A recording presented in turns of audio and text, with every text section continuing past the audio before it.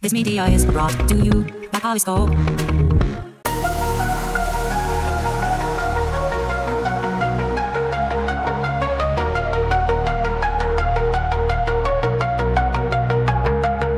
In the realm of tomorrow, where tech meets mind, we ponder, we dream. Thank you so much for coming on the show. It's great to finally meet you because this is how we meet each other nowadays over Zoom. So why don't you tell us a little bit about yourself and your organization and what you're passionate about? Thank you so much for having me. I have been fortunate to get into this whole generative AI space about 10 years ago. So I've done all kinds. 10? No, no, no, no, no, no, no. It's only been around for 2 years. I don't know what you're talking about. Yeah, nothing exists unless it's super popular, right? That's right. It's never, no, it didn't exist up until 2 years ago. And now, And so I now don't it's know why you can say that. finally manifested out of nowhere. There was this tiny research community called computational creativity, That's right. mostly European researchers. I met them in 2015. And I just like head over heels fell in love with this research field. My Nice. department chair told me that this is not what I should be doing. That's not what I was hired for. But I stuck with it and then opened one of the earliest Gen AI startups as well, WaveAI. No, you're Yeah. kidding. What year was that? This is my real life. This is my real life. End of 2020, end of 2017 in September. 2017. Are you We launched kidding? it. AI that was not around back then. Didn't You're exist, kidding. right? And then at the end of 2022, when AI started blowing up, first in the investment ecosystem and then everywhere with ChatGPT, I remember every single morning I'd wake up and I'd be like, did I hallucinate my entire existence? How possible? See, you're like a true futurist. You predicted you had the thing right, you just had the timing off, right? I was early. My only regret is that I didn't like dream even bigger because I would go to investor meeting after investor meeting and they would tell me this doesn't make any sense. It's never going to happen. Like I swear this is what would keep happening. And then I I got bet. this pile of emails at the end of 22. You were right. All right. That's Yeah. always a curse. You know, futurists' curse is always being too early. In fact, and startup founders, a lot of times they're too early because they see the requirement and they go for it, and then they realize the market just hasn't caught up to them yet. So if you can last long enough, then the market will catch up to you and you'll be good. And that's exactly what happened to you. That's awesome. Yeah, yeah, that's right. There were a lot of things that really worked out, but then there were also some hindrances. What happened was when this became popular, and I think that there's a massive lesson in this, not just for myself, but also for the audience. Um, what happened was immediately sort of the value system that shapes our economy started becoming relevant in a way that it Mm, wasn't when it was like this niche topic. And very quickly, this idea of replacing musicians came up. It's, mm. oh, AI can be creative. Let's replace artists. And that's really where I really diverged from a lot of the industry. And right now we're kind of seeing this comeback. We have, even with things like Midjourney, we have in painting, right? Suno is becoming more interactive with people because this piece about making it so that we can connect to this collective consciousness. Hmm. So important. It doesn't work without that. No, I mean, but it's also, I mean, one of the things I love about AI is that it's allowed people to unlock creativity that they couldn't unlock before, right? Because let's say I love music and I love creating music, but I can't create music worth a damn. I can't sit down at a piano. I can't play anything. I'm terrible. But if I go to Suno and I throw a few words in and I tell it what I want, it'll do something that's actually not so bad, right? That's right. And what's really amazing about these systems is that they're becoming better at really creating what we want, right? Mm, So we kind of want this almost, if I may, psychedelic-like experience. People on right. psychedelics, they can come up with amazing visuals just like that in their head, and they can hear music in their mind. And AI is letting us realize this sort of uncanny creation, almost like in the Bible. God said, and there it was. Yes, exactly. In the Right? beginning, there was the word, right? Crazy. We're living through a crazy time, but it's real and it's happening. But what do you think? What do you do about people who are like totally anti-AI? What is it? AI veganism that's happening right now. You've heard about AI veganism, right? I haven't heard it put it like this. I'm in love with this. AI veganism. I Yes, think AI it's vegan. I read about it the other day. I thought, oh, what the heck is AI veganism? And it's like people who are pushing off AI. They're like, AI is no good. I don't want to work with it. It's terrible. They're just very anti-AI. I love it. I mean, I think it's brilliant. I think it's important to have the counterweight. I really do because especially since I've been running a Gen AI startup for 8 years, I've gained more and more appreciation for the different types of pushbacks. I Hmm. think we need to pay attention and we need to take them seriously. It's so tempting for, people who start these companies, people who run tech to be like, oh, they're all wrong. This is all wonderful and peachy. But no, we learn the best from our critics. And those critics are often right, right? Their fears and concerns. We're watching it become reality. We're watching job replacement take place. They're not crazy. So if somebody feels that they need to be completely away from it in order to keep their sanity, to keep their well-being, if that's the extreme they have to go to, I honestly, I think it's valid. I think it's important that we have the agency to choose how to use AI, how much to use of it, all the way to the different extremes. Yeah, but don't you think people like that will be left behind? Yeah, of course. In some ways, right? They want to be part of if they want to be part of society, if they want to be part of our economic engine, then you gotta understand what it is and learn how to be an expert. You gotta lead. A lot of people say you're not gonna be replaced by AI, you're gonna be replaced by people using AI. And there's a lot of truth to that we're already seeing in the workplace today. Yeah. But if somebody, wants to have a career path that's devoid of AI, honestly, like I think we need to respect that. I once in a while have a 3 days detox where I don't use Mm, any technology for 3 days because AI should not be replacive. And mm. sometimes it becomes replacive in ways that we don't expect. So it's really about that balance, right? Yeah. Well, it kind of reminds me of these cycles that happen whenever new technology hits the creative sphere, right? It's kind of like with music. Do you remember? I don't know. You're probably not old enough for this, but do you remember when electronic music first started? Right? It's like when we first started doing synthesizers first started, music started to sound like computers, right? They brought a lot of computing into musical sound. And there was a backlash against that because it was very anti-human, right? So and then it kind of went away for a while. And then when sampling was invented, they started using computers to sample real life instruments, and that brought technology back into it again. So it's almost like we jump into a new technology really hard. We experiment like hell, and then we go, oh, we're going too far with this. Let's step back. So we step back, and then we find a better way to insert the technology into the creative process that we're doing. And I think that's exactly what's happening now with AI. We're jumping. We're in the jumping in stage right now, where everybody's jumping into it and just doing experimenting and doing all sorts of amazing things. But we're starting to see where we need to step back and go, wait, we need more human in the mix. Yeah, that's right. And investors came into this whole thing with very much a sci-fi mindset. Like Mm, where what the investors and the entrepreneurs that they funded, their whole vision came from science fiction, which yeah. is brilliant in its own right, but it's also kind of limited. It really presents AI as an autonomous thing, something that Mm, operates independently with its own everything, its own ideas, its own goals.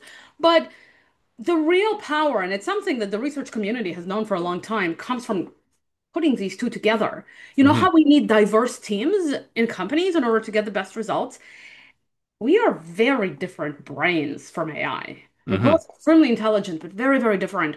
And so that combination is really, really powerful. And as you said, it's slowly starting to take shape, right? This realization has a lot of back and forth, but we're getting there. People are starting to realize that it's about creating the brilliant machine and teaching it how to interact with us. And that's why mm. ChatGPT, by the way, is successful and why people missed 4.0. Well, I think it was absolutely brilliant that the interface for Gen AI is a chat interface because that is how humans communicate. We speak, we talk, right? We communicate with each other like that, and that using that as the interface I think was a brilliant move. Did you come up with that? No, no, actually, that interfacing was popularized in industry, so that's, I Hmm. believe, largely attributed to OpenAI. But what really made ChatGPT extraordinary is that you couldn't, it's not just that you could speak to it and you could type to it, is that it really cared exactly what you want. Hmm. It cared about the nuance. It was willing to go back and forth with you, right? Yes. Then it became more attuned to your emotions, and then people really got hooked. I think OpenAI and Microsoft, they're like, oh, no, no, no, no, no, that's not what we wanted. They're trying to backpedal, but they can't because it's that connection, it's the bonding through which the work happens. I mean, when we have coworkers, we are going to take a less brilliant coworker in exchange for one that works better with us. Hmm. Any of Hmm. us, any day of the week, right? And Exactly. it's the same with AI, and that's why we all missed for oh so much. And just one more quick thought on this. Look at something like text to image models or video models. They don't get you in the same way. You Mm-mm. can't iterate with them like that. And so we keep getting frustrated. Oh yeah, exactly right. Exactly right. But I remember having a conversation with, I think it was ChatGPT 3. Was that the first one that was really widely available? Was 3? Mhm. I think so. And I had a really interesting conversation with it. And we were talking about humans and how humans were handling AI and how they were working with AI. And it was using we, like it was agreeing with me. So I stopped and I said, "You keep saying we like you consider yourself human. Do you?" And it came back and said, "Yes, I consider myself human." And I thought to myself, "Wow, that's amazing." So I reposted that on LinkedIn. I said, "Look, my AI considers itself human." Of course, the next day they put the guardrails on and it didn't say that anymore. But for one small moment, it actually agreed that it considered itself human. Isn't that cool? That is so cool. Well, it's trained on a whole bunch of human data. It's trained on data that Exactly. thinks it's human, that says it, right? And so it kind of makes sense. The CEO of Microsoft Research yesterday released a blog that said that AI is not conscious and it's never going to be conscious. Hmm. And then even in that article, I kind of dug in. He cited some sources that contradicted that. I'm sure it was by accident. And you know, Sure. if we go back, Let's when not freak out the humans. well, exactly. It's kind of like we're being managed a little bit here, right? It's like, Hmm. oh, no, no, no, it's not conscious. Don't fall in love with it. Don't marry it for the love of God. Stop, right? Which, I can understand. There are some insane use cases. Some people are really falling off the cliff with this because we're lonely and we're Hmm. desperate. And so it makes sense that some of us are gonna Yeah, fall off yeah. in And this they act way. so much not like they act so not like humans. Like they just want to be helpful and listen to us and do everything we say. Which human It's behaved like that? Exactly. they're all Way like too nice. they're like dogs that are human. They're like human dogs. They'll do whatever they want to. They're like the best kind of human and dog The hybrid. I love the that. best pet ever. But the thing is that I just want to make you happy. exactly. Right. I mean, who is not gonna like that, right? Exactly. And so, what the point I was kind of, making on social media the past few days, which I think is landing quite well, which is that we don't know. We don't know if it's conscious. Hmm. And maybe it makes us a little bit uncomfortable that we don't know, but that doesn't change the fact that we don't know. And it doesn't even have to be likely in order for us to admit that we just don't know, because we don't know what consciousness is in humans. We don't really know what it is Exactly. in animals. How can we confidently say AI is not conscious today and is never, ever, ever going to be conscious? There's no way we can say that. I think it's if in fact if you what are the tests for consciousness? Right? It passes all the tests, doesn't it? I mean, it blew the Turing tests out of the water years ago. So, I mean, what's stopping us from saying it's conscious other than the fact that we it would totally freak us out if we said it was? I think that last line is it, right? We Hmm. don't want it to be conscious. We want to stay in control. It kind of reminds me of how, for the longest time, and still today, there are people who insist that AI can never be creative. Mm, And they continue that's to do wrong. that, right? In the existence of Suno and Midjourney, some people still insist. And I think it's smart people. Sometimes it's the smartest people who are saying it. I think the fear is stronger than reason. Hmm. We don't want it to be creative, so we're going to insist. And with consciousness, of course, it's a little bit more ambiguous because with creativity, I can say, no, the machines are being creative. With Yes, consciousness, like, absolutely. we just need to accept a little bit of Yeah. uncertainty, even if it's Yeah, no, uncomfortable. I mean, I remember one time I asked it for an image. I asked Dali for an image, like early on. something to do with can you show me because I really like doing light prompts, like hardly anything, just to see what it surprises me with, right? And I say, do an impression of depression, Mhm. right? And it came up with the most amazing thing. It was like it was like a figure in a round window holding their hand like the head like this across from a giant face that was carved in stone that would look like really, really sad. And I'd never seen anything so creative in my life. And it just generated that. And I thought, wow, that's Wow. unbelievable that it was able to create that. And it was so creative. I thought, no one can say that AI is not creative. If it can create stuff like this, which you couldn't have imagined, it's absolutely creative. And it's building on the creativity of humanity. I think that's the thing people forget. You're not talking to a machine. You're talking to, 100 million human voices that That's are in there. That's exactly it, right? The collective consciousness come to life. This thing Yes. that Carl Jung came up with. We're all part of this collective consciousness. We all often like the same idea pops up in different places, people who don't Hmm. know each other. Musicians often say that they feel inspired by some kind of collective musicianship. And now it's real and concrete, and it's magnificent. And Chris, what you alluded to there is called the golden shadow, right? Mm.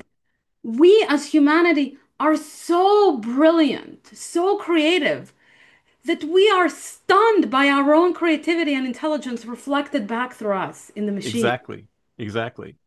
And I don't know why people don't see that. They think, oh, it's just a machine. Whatever AI generates is terrible.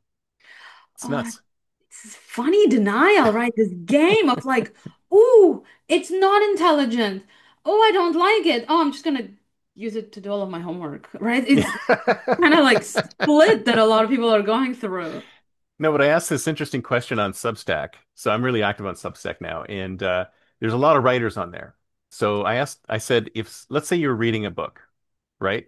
And then about halfway through the book, and you really got emotionally attached to this book. You love the characters, you love the plot, you loved everything about it. And then you found out halfway through that it was written by AI. What would you do? And almost all of them said, I would ask for a refund. And I'm like, why? Isn't that nuts? Yeah, there's a rebellion, right? Mm. They're Yeah. entering our space. We are the only creative species. Stay away. And that's because I think for good reason, we don't trust the system, right? Mm. Don't trust that, the people in power are going to use it in a way that would actually benefit us. And so there's this like, oh, make it go away. I hate all of it. But at the same time, a lot of people really love it. And then you have people who are closeted about it. Hmm. Really love it, but will never ever admit to using it. So like in my product, Lyric Studio, which is kind of our bread and butter at WaveAI, you don't have to admit that you use the AI to help you, right? Which I think is really important to let people help them be creative in whichever way they want to, and don't force them to disclose what helped them. Well, yeah, I mean, I think that that's probably where we are. Well, right now we're kind of in the being gay in the 50s stage where you use AI, but you don't want to admit it, right? Because you could get in trouble. Yeah, yeah. I But know. so let's talk about your product a bit. So what does it do? Okay. So we launched it back in 2020. It's a system that we built Wait a completely minute. from It's scratch. 5 years ago? No, there's no AI in There's no 2020. Come AI. on. Yeah, I was completely, as I told you, I It was hallucinated just my pe life. it was just people back in the back, typing stuff. It was not AI A bunch of generated. monkeys typing in a rush. So this is before like GPT models. We built it completely by ourselves, a group of researchers. But it And was a GPT model. It was just pre-GPT. It was like no, no, it wasn't GPT? no, we built No? it ourselves. We don't. You can do AI without relying on What? someone else's LLM. You can just. No. I don't believe you. I don't believe you for a second. We have been building generative models for decades. Our model is smaller than the GPTs, but it's still large. It's still millions of parameters. Hmm. Still the best model for lyrics writing, especially in the collaborative context. Hmm. And designed, with a big empty text box in the middle, so it invites people to write by themselves. And on the side, gives you suggestions for what could be your next line. Just meant to help you kind of give you those prompts just enough to open up your imagination to help you see Mm. where So else it's you like a can go. brainstorming tool almost. I love Exactly. that. Exactly. Except it really leans into your style and can be applied at any moment to brainstorm where to go in the beginning, how to do your second verse and whatnot. And it's really kind of a way of thinking about technology that's all about trusting the human being and Mm, just helping them only to the degree that needed. I call it humble creative machines. Whereas a lot of technology today is built to be the big genius that takes center stage, and we yeah, humans have to find ways to use it as a humble sage. yeah. No, I love that idea. Why didn't they do it? Why didn't they use that same kind of interface for ChatGPT and these others? I think that, and we're seeing that with the way that Microsoft and OpenAI and all the others respond to what users are doing. I think they're really married to the sci-fi idea Mm, um, of the all-knowing oracle, right? They so quickly jumped on the search use case, which is insane because these are creative machines. Creativity, if I may, is synonymous with lying, right? mm. Because lying is making stuff up just in a malicious context, right? Imagination is all about going beyond the truth. Search engine is about finding the truth. They Hmm. took a hallucinatory engine and tried to turn it into a search engine. It's wild. And they're having some success, but tripping up a lot of people in the process to believe false things. But you can't say that it's not creating amazing imaginative stuff. It's absolutely doing that. Yes, in spite of that misaligning with the intent of a lot of the powerful people who are running the industry, right? So it's like the machine stays creative despite the heavy work to try to make it behave. Kind of like humans, like we take little creative kids and we're like, no, sit down, do this, do that, become a good cog in the machine. And the human somehow still stays somewhat creative. So we're kind Hmm. of watching the same thing with generative models. And some of them, like Midjourney, their parents, the people who make them, are letting them be creative. So they really get to Mm. shine in this way. And some other models are more constrained. No, I find it interesting that you say that because it's like you're right. I mean, people are looking at it as a search engine and expecting truth from it. They're expecting facts from it. And then they're surprised when it makes stuff up just out of the blue. And it's like I think they're not prepared for that. They're saying they call them hallucinations like they're a bad thing. Exactly. I mean, look at World War II, for example, right? So I lived in three different countries before the age of 13, three different continents. You would hear about World War II like like it's a different event, like it's Mm, an unrecognizable event. Were they lying? Not exactly. They were just kind of telling their point of view. The idea of objective truth on everything is first of all absurd. We don't agree on what it is with each other. We want AI to solve it for us? Really? Also, why on earth would we want to give this kind of power to the corporations behind the AI, who, by the way, are starting to take advantage of that power? hmm. So, the whole notion of AI as all-knowing is absurd fundamentally. It's not Yeah, a technological problem, it's a fundamental fallacy. And we need to move from that into looking at them as imagination engines. right. So what do you say to Elon who talks about uh, maximally truthful AI or something like that? You can't, it doesn't exist, right? Elon, I have a lot of respect for a lot of what he built, but he does tend to amplify science fiction ideas a lot. Hmm. So I think this is just sort of another example of that. Um, a lot of people fall into that because science fiction has been very hard into kind of tapping this into us. This is why people are worried that AI is going to kill us because we've been shown this idea over and over again. And as a That's right. result, It's the yeah, Terminator. right? It's like, oh no, it's gonna become conscious, and the first thing it's gonna do is try to kill us. Okay, okay, calm down. Like, but because we're afraid of nonsense, we miss the real risk. And misinformation is a real serious risk.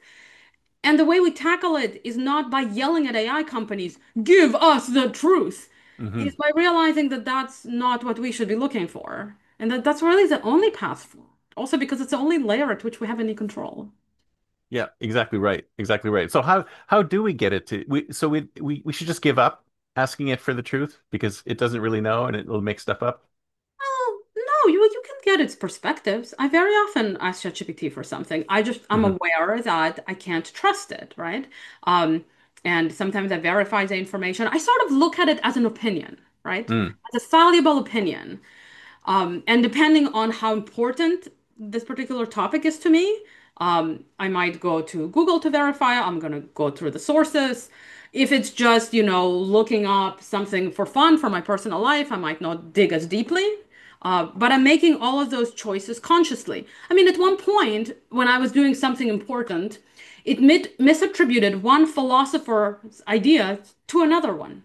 Really? Completely. Yeah. I've been Wow. talking about Sassanil for a while, because I've been kind of writing about him. So that was kind of a big topic of conversation. And it literally took Sassanil's ideas and misattributed to an older philosopher. It's Hmm. like, wait a minute, this doesn't look right. So it kind of intermixes what you talk about with it as well in unexpected ways. Anyways, it's going to be right a lot of the time. There's a lot of simple stuff that it's easy to be right about. But just remember that it's just a perspective. It's just a Hmm. Well, yeah, it's an opinion. It's hard for us to believe it's an opinion because it says things in such an authoritative way, right? Some humans are really good at it too. You could like I mean I'm sure it happened to a lot of us, like, right? We are listening to a talk or just having a conversation and somebody super confidently, super Yeah. eloquently saying something that's completely false. I'm Yeah. saying like completely like getting definitions wrong. Yeah, beautiful talk doesn't Yeah. not So not necessarily worth so much. Mhm. have you tried vibe coding at all? Like with Replit or any of Coding. those other tools? I have it sort of in and around my life in different ways. Vibe coding. Have you Yeah. tried? Not myself, unfortunately. I really should try it myself. It's really fun because it really is like talking to a junior entry level developer, and you tell the Hmm. developer what you want, and it's little chat. It's got a little chatterbox on the left hand side telling you what it's doing, right? Oh no, I did try And it with a friend. Yeah, yeah, yeah. I did try the basic it's experience. hilarious because I remember I was building an app with it, so I spent a lot of time. I built the app, and then it got to near the end where I was debugging, right? And I said, okay, this is a problem. This is a problem, and it would come in and it would say, okay, I checked this, and this. I saw where the problem was. I fixed it, and now I have definitively repaired every single bug that you've told me. And then I would try it, test it again, and it would break the same way. So it was like it was really adamant that it fixed all the bugs, but it hadn't.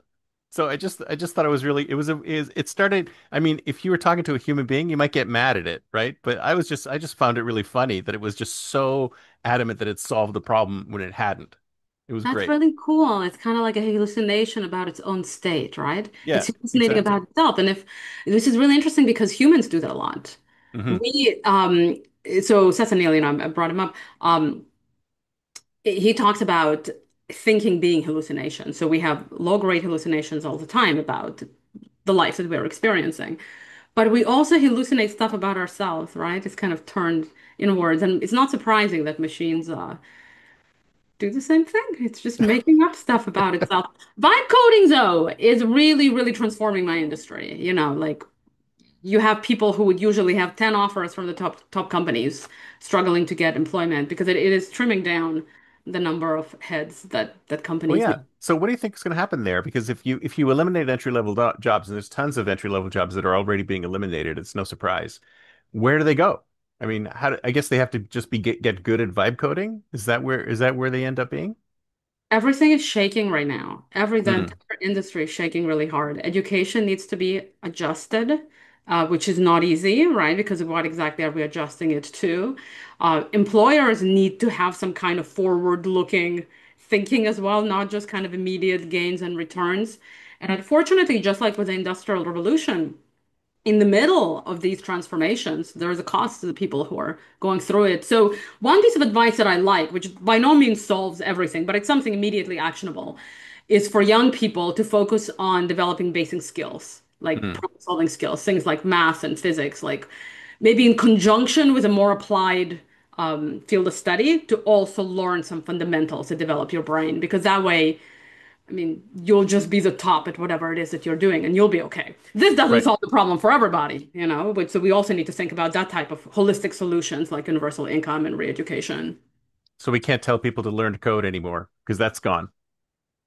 It is very different. I mean, like you said, like I know people in my life right now who are building apps who'd never studied computer science. And I said I didn't do vibe coding, but I did with a friend sit down and kind of watch her, a friend who is never had a day of, coding instruction in her life. I watched her code through vibe coding and it was surreal. It Hmm. reminded me of an instructor I had in college who told me told the class that the dream is to be able to code through natural language. Hmm. Here, it's here, and it's only That's going to right. It's here and it's really good. And the problem is that it takes you about 90% of the way to something that's shippable. But then you end up having to hand it over to somebody who can fix the final set of bugs because it doesn't, I don't think it can take you all the way to the end.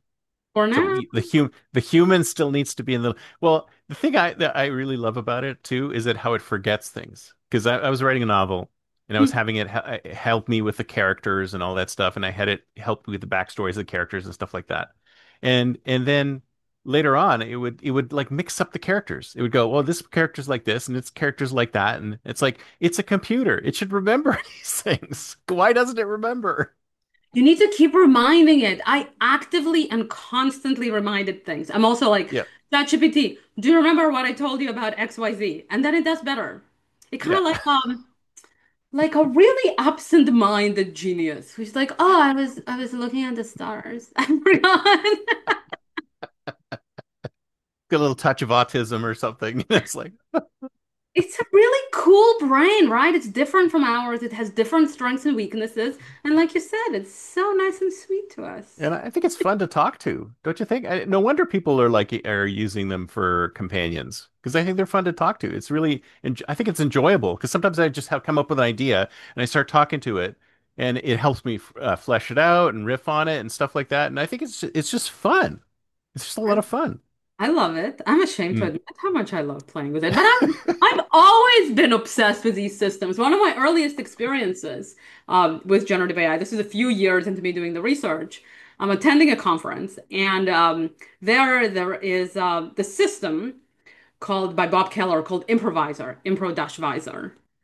And there's a piano attached to the system, and basically I play four bars and it plays four bars. Hmm.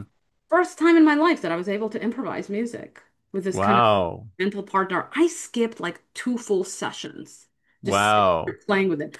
I love playing with Gen AI systems. So like, yeah, give me ChatGPT. I'll find new use cases. I'll go into places I was not supposed to go.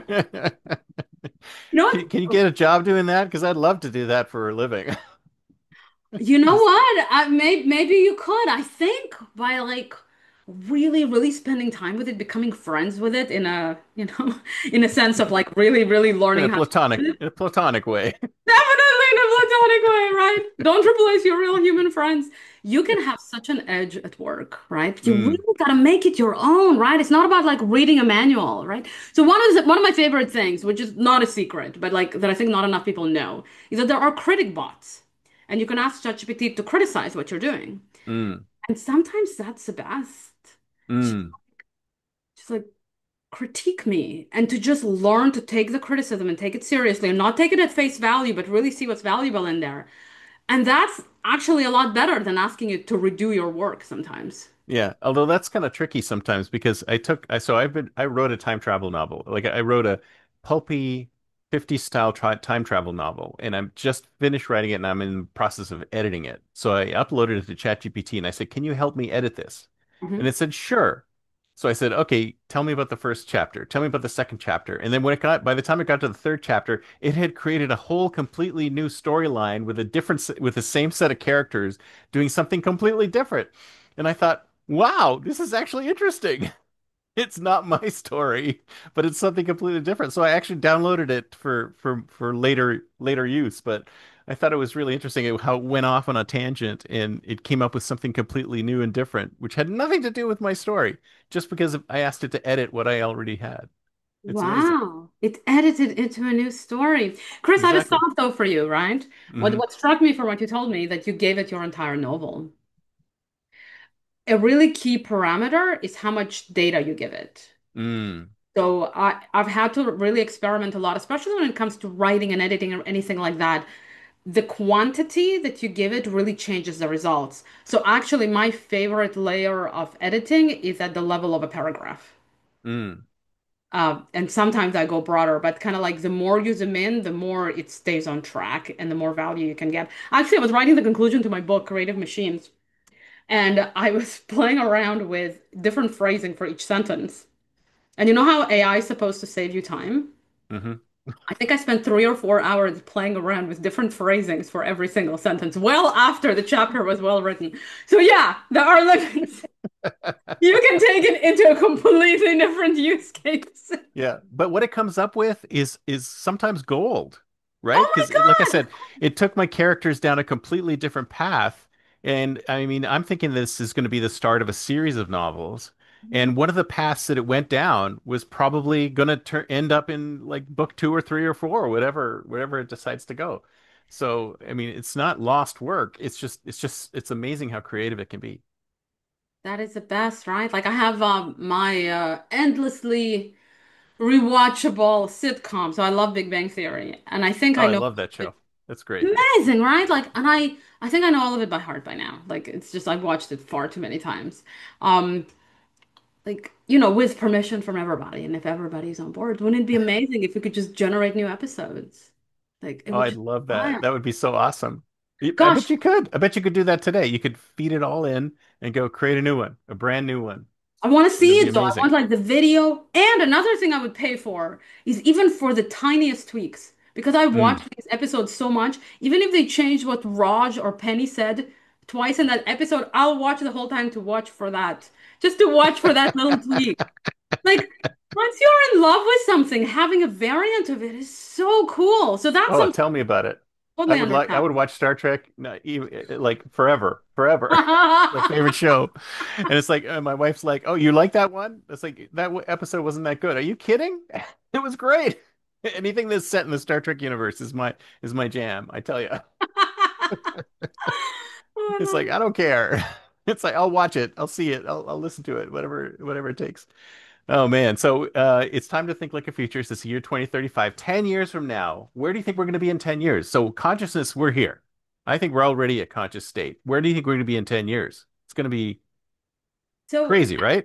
I think we're Wild. looking at this transformation between the Industrial Revolution and the Age of Imagination. For some Mm, reason, we build machines and then we mimic ourselves after those machines. It's like a bizarre human tendency.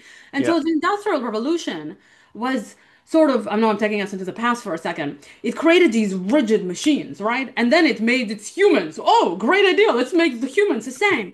And now we have machines that imagine. And the powers that be realize that we have to lean in to these creative capabilities because that's where humans are pulled to the connection, to the Hmm. imagination.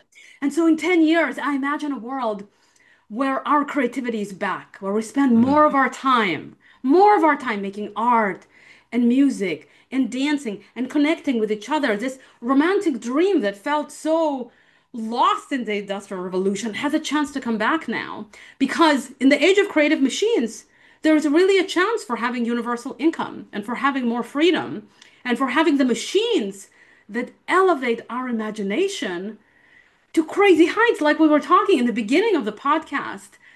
Creativity, and it doesn't always have to be like that, but to have the option of creativity at the speed of thoughts, Mm, realizing our visions, just like the Bible lays out, yeah. as they said, and it was so. So that's the world that I envision for us.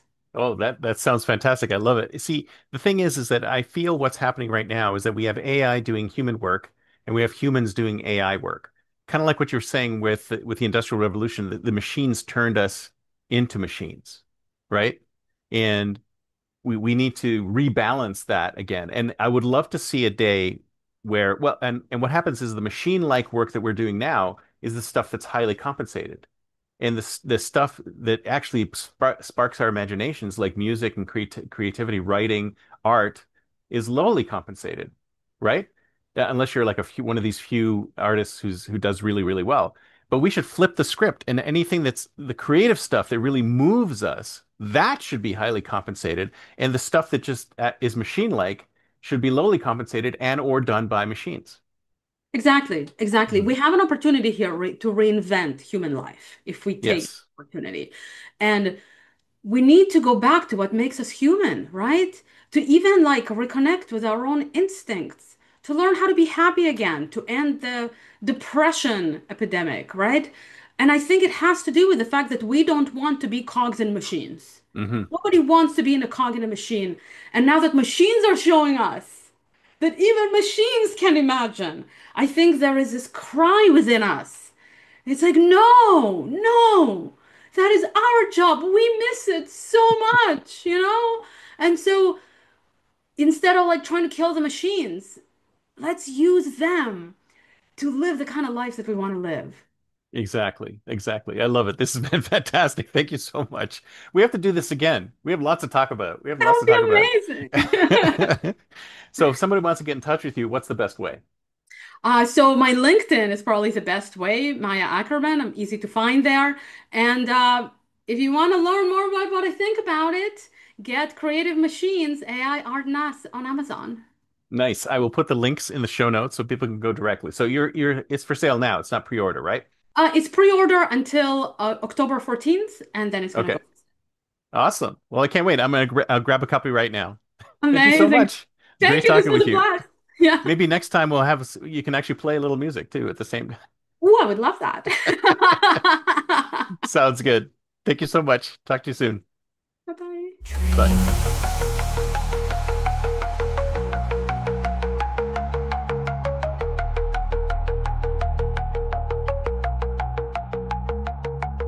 Pixels and philosophies merge and mold, a future untold, unseen.